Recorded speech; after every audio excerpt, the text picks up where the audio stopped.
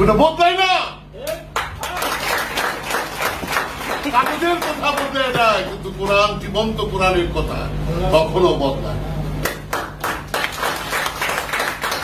এটা জীবন্ত। কি জীবন্ত বুঝলাম?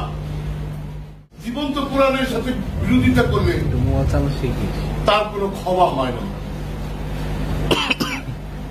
আর যে কাগজের কোরআন পড়া, যে মুখস্থ করা, র্যারি কিছু জীবন্ত কোরআন। মাওলানা আলীরে কেন বলে জীবন্ত কোরআন? এত সাহাবা কেউ তো জীবন্ত কোরআন না। ওসমান গনিরে দিয়ে গেছিল কাগজের কোরআন, এই কাগজের কোরআন দিয়ে গেছে, যা ইচ্ছা তাই করছে। কিন্তু আমার মাওলা কোরআন তো ওটা বদলায় না। কাগজের কথা বদলায় না, কিন্তু কোরআন, জীবন্ত কোরআনের কথা কখনো বদলায় না। এটা জীবন্ত। কি জীবন্ত বুঝলাম? বাবা জাহাঙ্গীর এখানে বলছে আমি উত্তরসূরি রেখে গেলাম। উত্তরসূরি তোমরা কি বুঝলাম? এই ওয়ারিসের সম্পদের জন্য এখানে দুইটা আছে, একটা হল দুনিয়ার ওয়ারিস সম্পদ, আরেকটা হইল পরমকে পাওয়ার,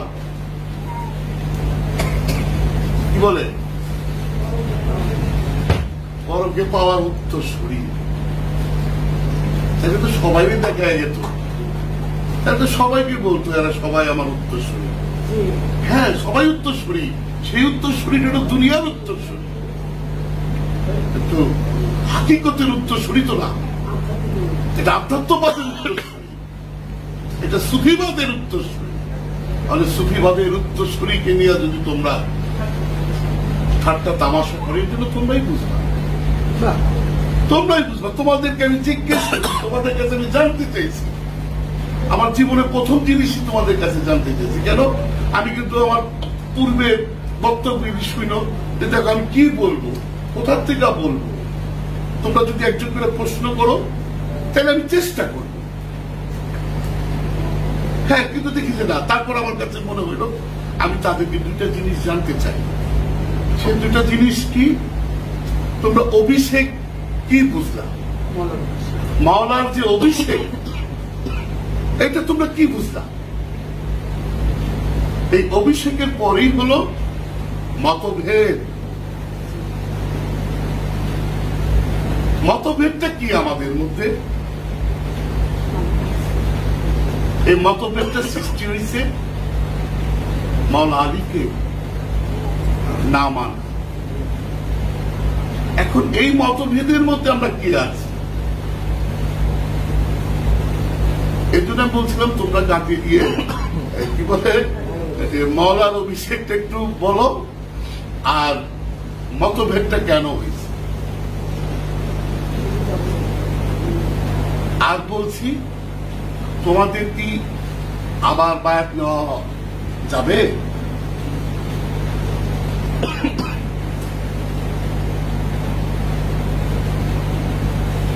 আর বায়াত নেওয়া কি আমার দরকার আছে কিনা? মাওলানা আলীর কাছে তো সবাই বায়াত দিচ্ছে,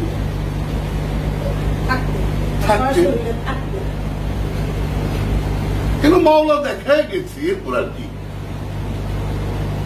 বাবা উত্তরসূরি দেখা গেছে। এখন ওইখানে মানা আর না মানাটা হলো তোমার ব্যক্তিগত ব্যাপার। কথাটা বুঝছ? এখন আমি কিন্তু তোমাদের মতে কিন্তু আমি এখানে বসি, এখানে যে বসা সে বসায় গেছে, বিষয়টা বুঝছো? এখন তোমরা যদি আমাকে নিয়ে, যদি আমাদের ভক্ত ভাইরা, খলিফা ভাইরা যদি আমাকে নিয়ে তোমরাই মন্তব্য করো, তাহলে এখানে কিন্তু সবকিছু বাবার উপরে গিয়ে পড়তেছে, সম্পূর্ণ বাবা জাহাঙ্গীর উপরে পড়তেছে। হ্যাঁ, জানো, আমি আমাদের বাসায়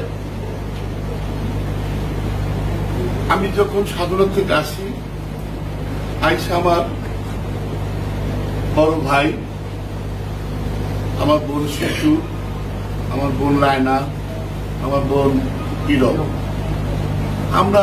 আমি চিন্তা করলাম আমি কোথায় আপনাকে নিয়ে বসবো।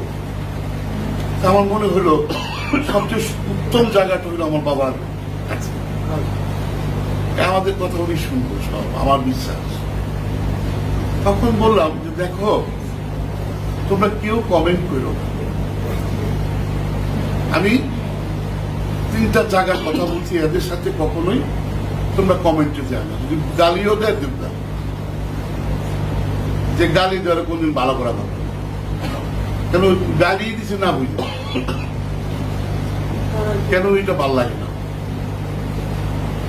বিষয়টা বলছে। কিন্তু এখানে কিন্তু যে সবাই দেখতেছে নিজেকে সাধু বানাইতেছে,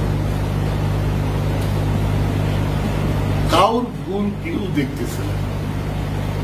সবাই ভক্ত যদি বসে থাকে গুরুর ভুল ধরার জন্য, ওই কি ভক্ত থাকে তোমাদের কাছে জানতে চাই। যে মুর্শিদের ভুল ধরে, যে ভক্ত, সে কি আর ভক্ত থাকে? এইটাই আপনাদের কাছে শোনা কথা। কোন বিবেক, বাবা জাহাঙ্গীর বলছে যে বাবা যেদিন তোর বিবেকটাকে বিক্রি করে দিবি, সেদিন নিজের হাত দিয়া দেখবি আজকের থেকে আমি